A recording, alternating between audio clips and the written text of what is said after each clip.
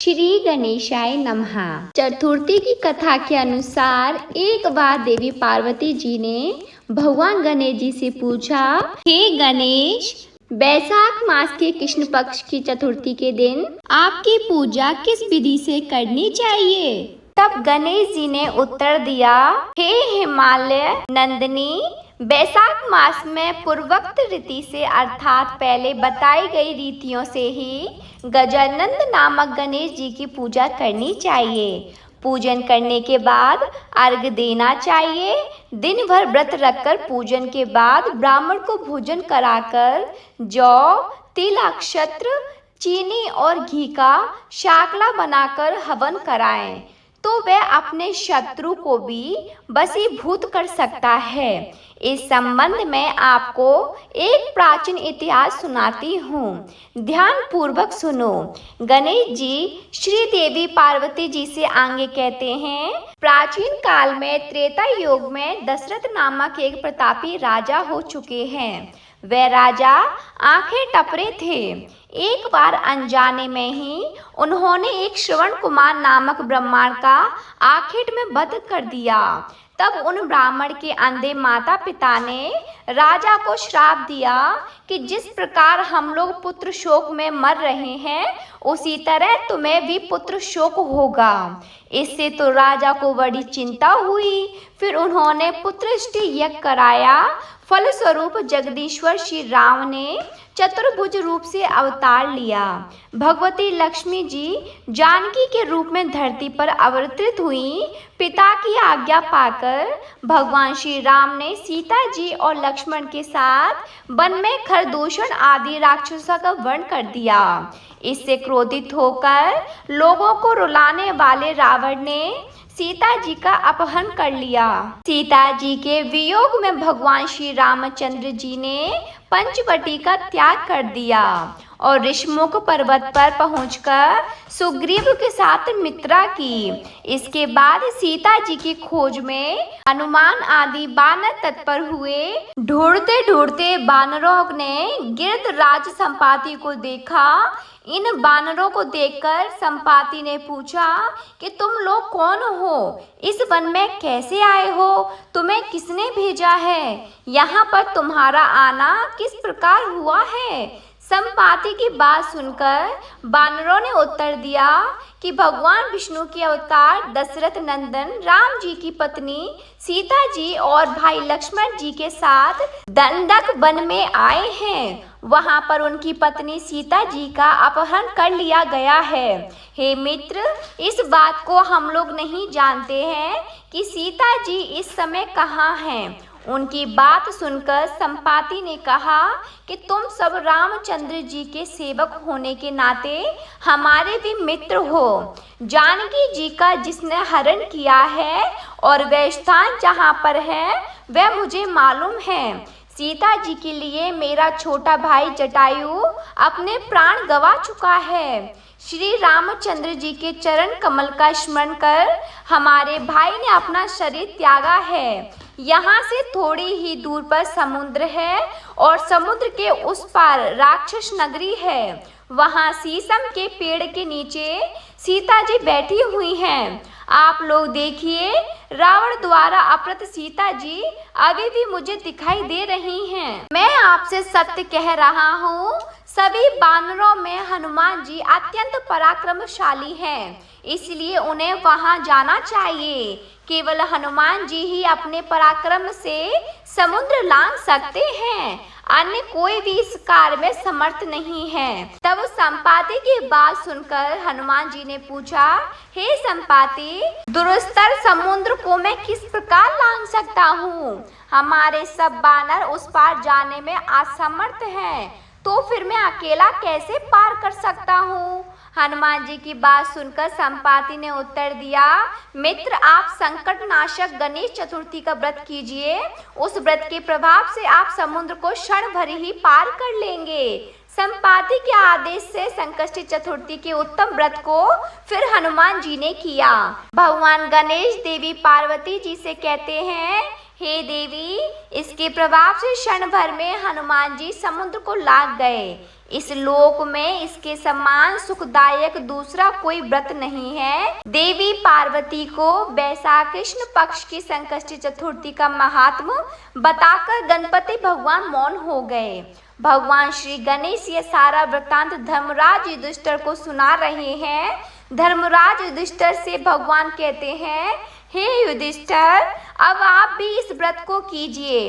इस व्रत के प्रभाव से आप क्षण भर में ही अपने शत्रुओं को जीतकर संपूर्ण राज्य के अधिकारी बनेंगे। भगवान श्री कृष्ण के वचन सुनकर धर्मराज युधिष्ठिर ने श्री गणेश चतुर्थी का व्रत किया।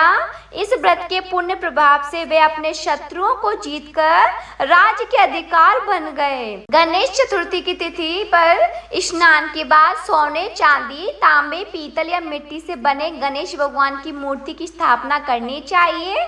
गणेश जी को स्नान के बाद जनेऊ धारण कराएं, अबीर, गुलाल, चंदन, सिंदूर, इत्र आदि चढ़ाएं, वस्त्र अर्पित करें, अक्षत्र चढ़ाएं, फूलों से श्रृंगार करें, गणेश मंत्र बोलते हुए दुर्वा चढ़ाएं, भगवान को लड्डू का भोग लगाएं, कपूर जलाएं, धूप दीप से आरती उतारें और कथा का पाठ भी अवश्य करें। इसके बाद सच्चे मन से भगवान से क्षमा मांगे। दिन भर उपवास रखें। शाम के समय एक बार फिर से पूजन करके चंद्र देवता की पूजा करके चंद्र देवता को अर्घ्य देकर व्रत का पारण करें। व्रत का पारण प्रसाद ग्रहण करके ही करना चाहिए। अगर संभव हो तो इस दिन घर में ब्राह्मणों को भोजन कराएं, उन्हें यथासंभव दान दक्षिणा दें। ये थी संकष्टी चतुर्थी की कथा। अब सुनिए चौथ माता की कथा। एक बार एक नगर में एक बूढ़ी माँ रहती थी। वे अपने बेटे को हर संकट से बचाने के लिए 12 महीनों की चौथ का व्रत करती थी। हर चौथ को पंसारी से थोड़ा सा गुड़ और घी लेकर 4 लड्डू बनाती, एक बेटे को देती, एक से पूजा करती, एक हथकार के लिए निकालती और एक चंद्रमा उगने पर खुद खा लेती। एक बार उसका बेटा ताई से मिलने गया। उस दिन चौथ का दिन था। ताई ने भी व्रत रखा था। उसने ताई से पूछा कि माँ तो 12 चौथ करती हैं। तो ताई बोली, तेरी माँ तेरी कमाई से तरमाल खाने के लिए 12 चौथ करती है। तू परदेश जाए तो वो एक भी चौथ नहीं करेगी। लड़के को लगा ताई सच कह रही है। घर आकर उसने अपनी माँ से कहा, माँ मैं परदेश जा रहा हूँ, यहाँ तो मेरी कमाई खाने पीने में ही उड़ा देती है। माँ ने समझाकर रोकना चाहा पर बेटा नहीं माना। माँ ने उसे साथ ले जाने के लिए चौथ माता की आंखें दिए और कहा, मुसीबत में ये आंखें तेरी सहायता करेंगी। तब वह बेटा आंखें लेकर रवाना हो गया। घूमते हुए एक दूसरे नगर में जा पहुंचा। उसने देखा एक बूढ़ी माँ रोती जा रही थी और पुआ बनाते जा रही थी। उसने कारण पूछा तो बूढ़ी माँ ने कहा, बेटा इस नगर की पहाड़ी पर एक दैत्य रहता है। पहले वे नगर में आकर कई लोगों को खाने के लिए मार देता था और राजा हर घर से एक आदमी उस दैत्य के पास भेजता है। और आज मेरे बेटे की बारी है, इसीलिए रो रही हूँ और उसी के लिए पुए भी बना रही हूँ। तब लड़का बोला, तो पुए मुझे खिला दे, तेरे बेटे की जगह मैं चला जाता हूँ। तब बूढ़ी माँ ने खीर पुए उसे खिला दिए। खा पीकर वह सो गया। रात को राजा के सैनिक आए तो बुढ़िया ने उसे भेज दिया। दैत्य के सामने पहुंचने पर उसने चौथ माता की आंखें दैत्य की तरफ फेंक कर कहा, हे चौथ माता, अगर मेरी माँ मेरी सलामती के लिए व्रत करती है तो दैत्य का सिर कटकर गिर जाए। कहते ही तुरंत दैत्य का सिर कट गया। लड़का वापस आ गया। अब राजा ने उसे उपहार देकर विदा किया।